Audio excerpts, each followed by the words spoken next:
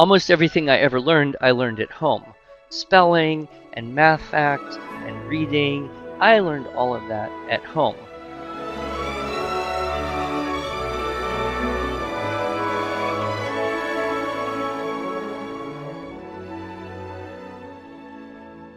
Hello, and welcome to the Arts of Language podcast with Andrew Pudewa, founder of the Institute for Excellence in Writing, or as many like to say, IEW.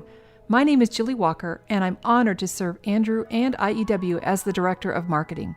Our goal here is to equip teachers and teaching parents with methods and materials which will aid them in training their students to become confident and competent communicators and thinkers.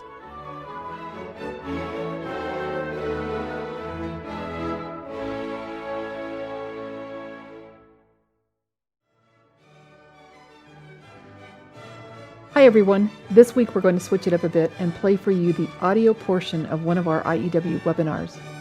Because the webinar itself is over an hour, we're splitting it into two parts, but we'll post both of them this week. And we'll post any links or websites mentioned in this recording at iew.com/podcast. Enjoy!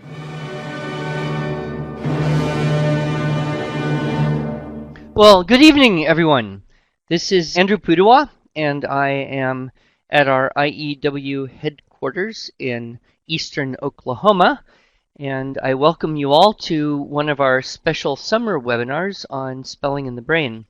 What we do during the school year, each first Monday of the month, more or less, we do a webinar on each of the 9 units of the Structure and Style syllabus, working through those with kind of a review and refinement approach to help people have success with the writing program and not get stuck, which can happen.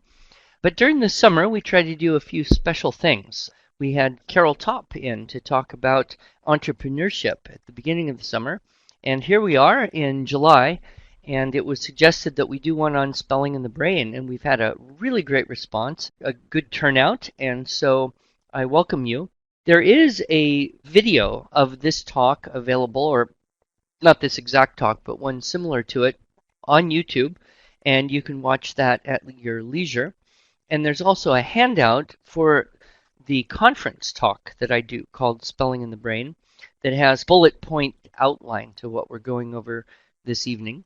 And then one other thing to remind you of is that this webinar will be recorded, and if you have signed up for it, whether you are here logged in with us now or whether you will want to at a later date, you can listen in, view, and have the same webinar experience. I am going to spend about 40 minutes or so talking about the spelling in the brain ideas, the difference between visual and auditory input. We'll talk about the difference between phonics for encoding and phonics for decoding. Talk a little bit about how to become an excellent speller. We'll also talk about how the brain stores information, frequency, intensity, and duration, and how to apply that in our teaching of spelling and really any other subject. And then for the last 20 minutes or so, I will be actually specifically teaching any details on how to use our Phonetic Zoo spelling program. So I don't want this to come across at all as a sales presentation. If you are just here for the information, that's great. And if you have purchased the Phonetic Zoo or not purchased the Phonetic Zoo, you can stick around on how to use the Phonetic Zoo program, or you can go off and take care of your family, which I'm sure many of you need to do often, especially with some of these families of 4 and 5 kids I see listed there on the side. So we will launch off and talk about what is spelling. If you're going to have a conference or a webinar, you're going to talk about the thing, you'd better define what it is. And spelling is, I think, one of the weirdest things that English-speaking people have to learn. It defies every other comparison. It certainly is nothing like math. Math has rules that work. Other languages are very consistent. It doesn't resemble science. Science has pictures and systems that are a little more memorable. Other people in other languages don't really have to learn spelling in the same way English speakers do. Spanish, for example, is very, very consistent. It's derived from Latin, and in Latin and Spanish, words are very, very consistently spelled the way they sound. Whereas in English, we have all these different phonetic systems competing all at the same time. We've got a little bit of Greek, we've got lots of Latin, we've got some German and French, we've got some Anglo-Saxon, and who knows what else all mixed in, which gives us, on one side, a rich language with lots and lots of words and origins and ways to say things, but on the other hand, it gives us this chaotic, hard to store, and somewhat inconsistent spelling system, at least inconsistent to the eyes of children and others who haven't learned it yet. So how would you define spelling? Well, here's my definition, and I've honed and refined this definition over years. And so here is the definition of spelling according to Pudawa. Spelling is the correct retrieval of sequentially stored, virtually random bits of information. The correct retrieval of sequentially stored, virtually random bits of information.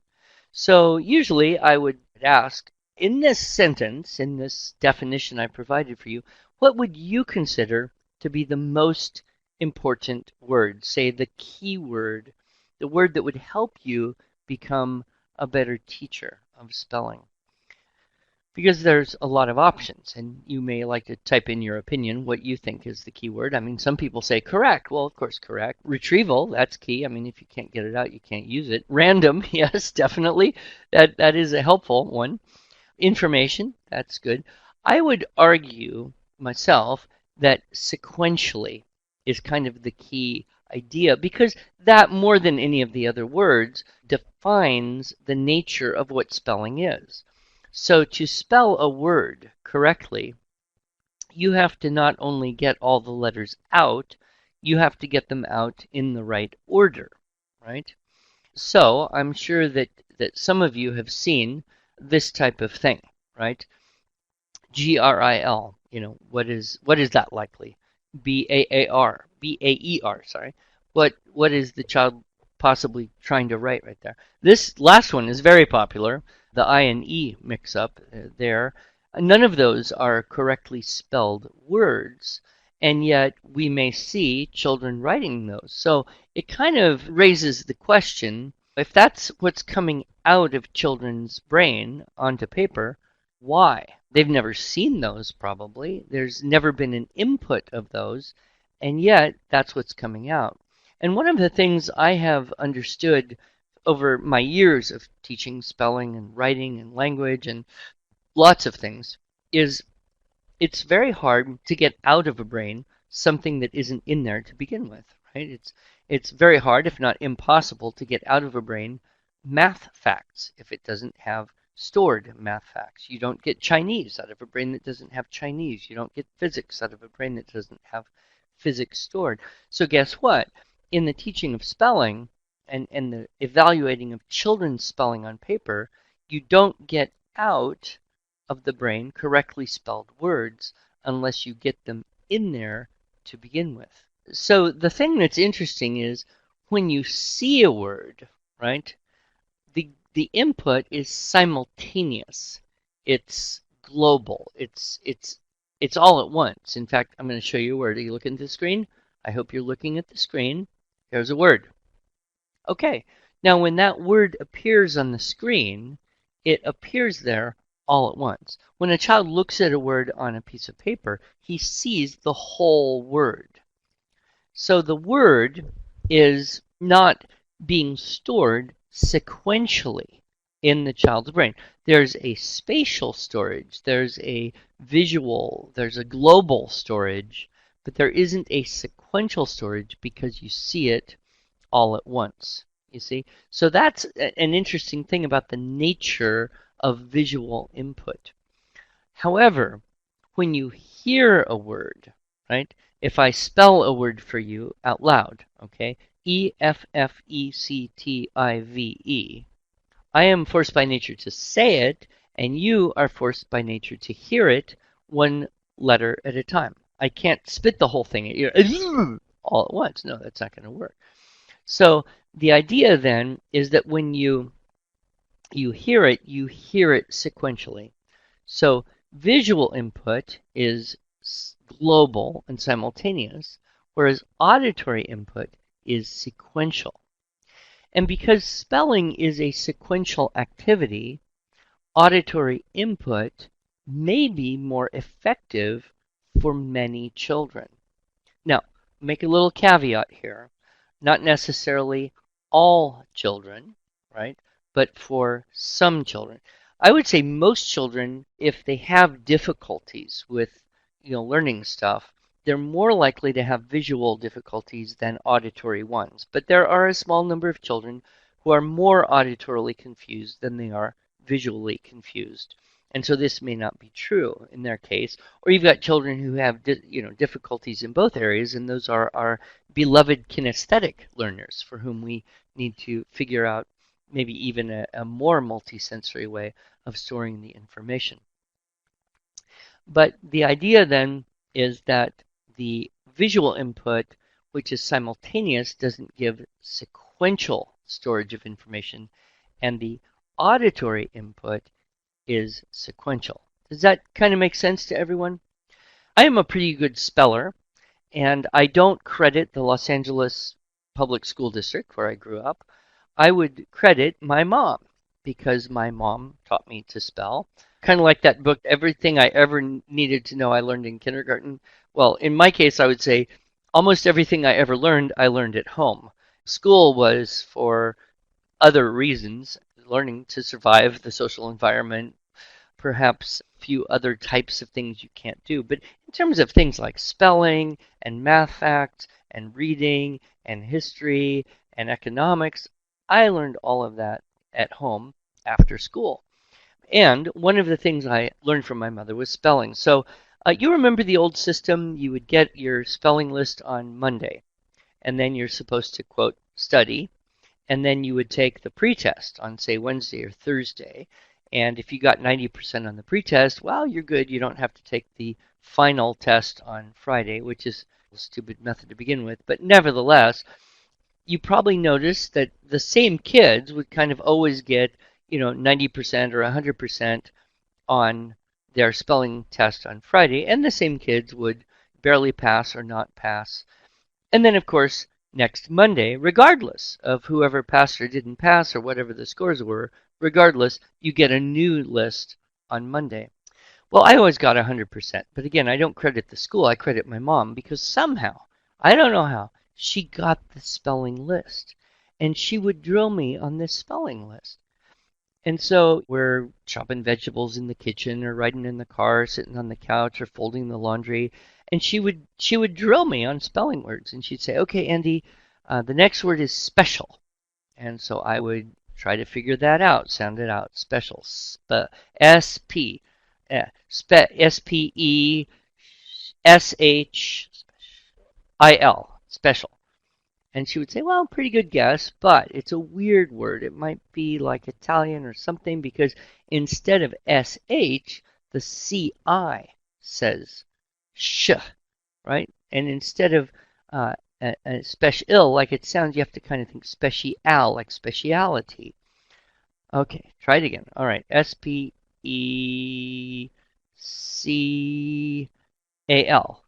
Sweet. Okay, you're close. You're getting close. You forgot the I after the C. Okay, I got it. SPCIAL. Okay, you're getting really close now, but you got to get the E in the first syllable. Okay, SPECIAL. Okay, that's great. Now do it one more time so we know it wasn't an accident. Okay, SPECIAL.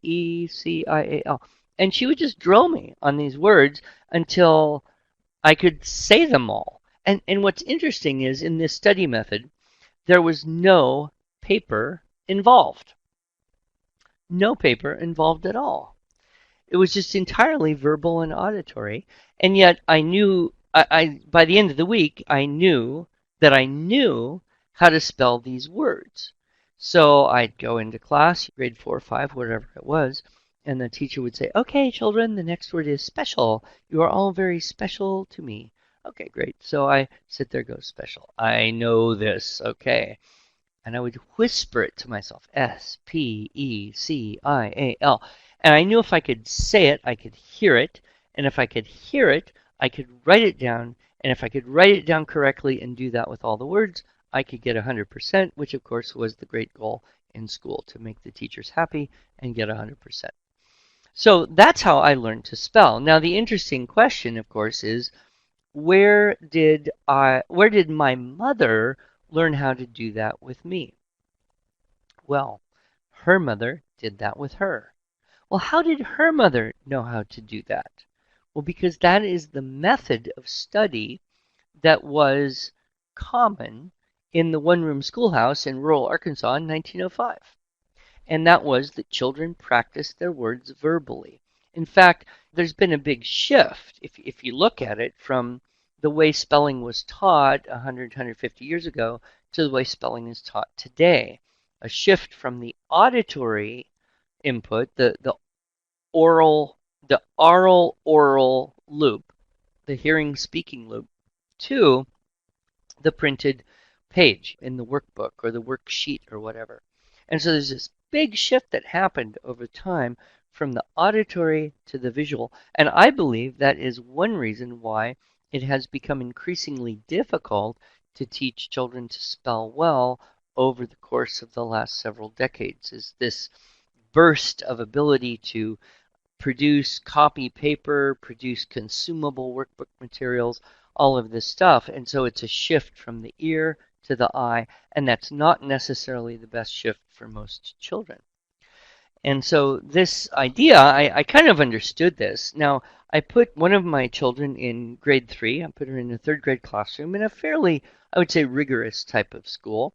And I quickly noticed they were going to test her every week with long lists of challenging words, but they weren't necessarily going to teach the spelling effectively because she came home getting a piece of paper upon which she would attempt to copy the word 10 times. The only thing about it was she hadn't copied it correctly 10 times. In fact, not only had she not copied it correctly 10 times, it had kind of mutated in the middle like a game of telephone, so that the word at the end of the line didn't look very much at all like the original correctly spelled word. And I looked at that and thought, well, okay, if this child is going to learn to spell, I'm going to have to teach her the way that my mom taught me, and that is with that verbal auditory practice. So that's one of probably the most important things that I have learned and also seen firsthand with lots and lots of families, is that if you're not having success doing what you're doing, I mean, if you are having success, do what you're doing. But if you're not having success, you want to change, you want to consider doing something different. And so what we do is a little bit different, and I will explain that a little bit. I do want to pop up, though, and talk about phonics for encoding versus phonics for decoding. And I actually believe I have met children who have had too much phonics instruction, that it's been limited in that way so that they end up basically only able to spell words that are sound outable, words that make sense from a decoding point of view. I'll give you an example of how this can be confusing to a child. Take, for example, the sounds, the combination of letters that make the sound A, right? So there's A with nothing. There's A with an E at the end. There's EA. There's actually AE. There's A with an I, and then there's A with a Y. Then there's EI, and then there's EIGH. And so there's, I don't know, what is that, 7 different sound letter combinations that make the sound A. Now, that is useful information if you are decoding, right? Because if you're decoding and you see one of those sounds, you go, aha, that is one of them A sounds. Therefore, this word must be sleigh, especially since there is no word sleigha that you are aware of. So you eliminate the impossible and you're left with the probable. And so you say, okay, that must be sleigh, especially since there is no sleigha in English. The idea then is sleigh. Okay, you figured it out. You can now read know what that word means, and continue on, right? So that's useful information for decoding. Now, when you're encoding, that can be a little bit confusing. You're sitting there saying, I want to write the word sleigh. So you think, okay, it could be A, it could be A-E, it could be E-A, it could be an A with the N, it could be A-Y, it could be A-I, it could be E-I, it could be E-I. There's too many possibilities. And that is further exacerbated by the problem of, do you want to ride in it or do you want to kill someone, right? So oftentimes when we're writing, the encoding process is in a way almost harder. When we've got so much phonics information, we get overwhelmed by all the possibilities. So what I have come to understand is the benefit of organizing words into phonetic groupings. This actually goes way back to Mrs. Ingham and the Blended Soundsight Program of Learning, from which our whole tradition and our writing program, everything evolved from Mrs. Ingham's work. But what she began to understand is that children get the benefit of being able to organize seemingly random information by de-randomizing it, by connecting the seemingly random with a set of information that is consistent. Let me give you an example here. So let's say that you know that the words queen and bee and eel and pea, the kind you do, are all EE sounds. And you have that bit of understanding because you've connected all those words in a little chart or in an exercise that causes you to realize those are all related words. Queen, bee, eel, pea, the kind you do. Now, you have another little set of words that you've organized in your brain, and those would be words like leaf and bean and pea, the kind you eat, right? And you say, okay, so there's some words where EE says E, and other words where EE says EA says E. There's also words where EA says something else too, so you have to organize those as well. But at least you've got these two sets, and so you've got your queen and bee and eel and pea, the kind you do. You've got your leaf and your bean and your pea, the kind you eat. Okay, now you get a new word. You get a word like treat, T-R-E-A-T. You say, aha, that is one of them leaf, bean, pea, the kind you eat words, and you stick it with there. And there is, I guess, a little bit of a logical connection because you can eat leaves and you can eat beans and you can eat peas and you can eat treats. And then you get a word like street, right? And it's EE. And you say, aha, that's EE.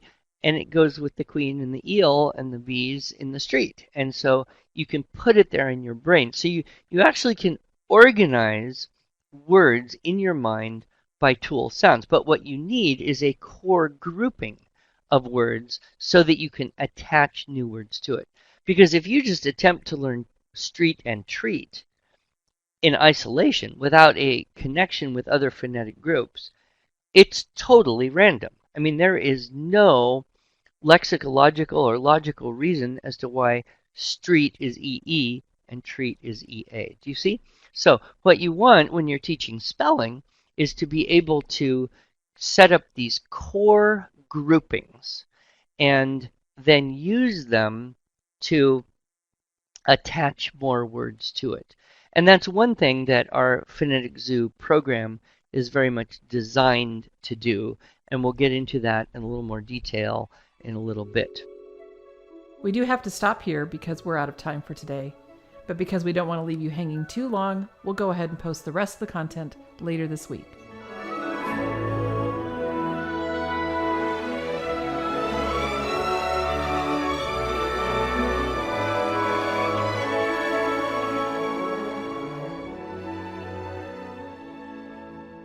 Thanks so much for joining us.